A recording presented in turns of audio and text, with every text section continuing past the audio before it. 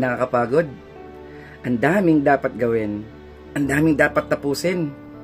At kinakailangan mo itong magawa sa loob ng napakaiksing panahon. Magandang umaga po.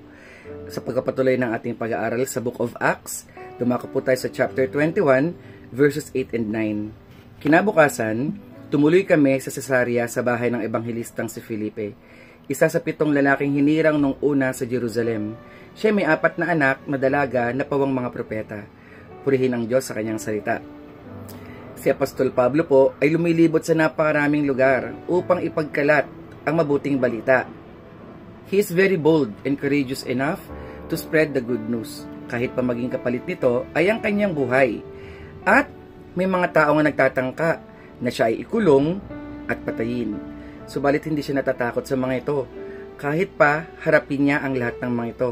Kaya sinabi niya sa verse 13, ngunit sumagot siya, anong ginagawa ninyo? Sa pag-iyak ninyong yan ay dinudurog niyo ang aking puso. Handa ako, hindi lamang magpagapos, kundi kahit mamatay doon sa Jerusalem, alang-alang sa pangalan ng Panginoong Hesus. Ganito rin bang ating nararanasan? Na may kapalit na ang ating buhay dahil sa ating mga ginagawa? O masyadong mababaw ang ating mga gawain upang tayo sumuko? Si Apostol Pablo po ay dumanas ng napakabigat ng mga hamon sa kanyang buhay. Subalit nagpatuloy siya at hindi siya nagpatinag dahil napakalaki ng kanyang pag-ibig sa ating Panginoong Hesukristo. Maaring tayo ay napakarami rin nating mga ginagawa sa ating ministry, sa ating mga pag-aaral.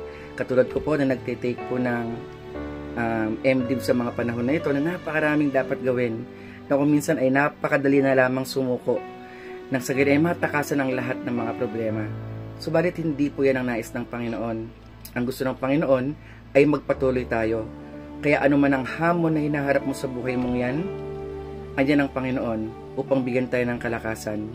Siya ang magpapatuloy upang bigyan tayo ng lakas na matapos natin ang sinimulan niya. Hindi niya tayo papabayaan.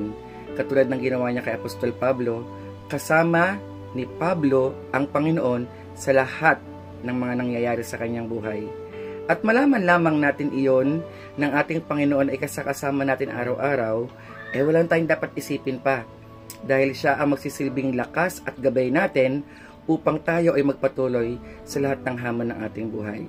Maraming salamat po.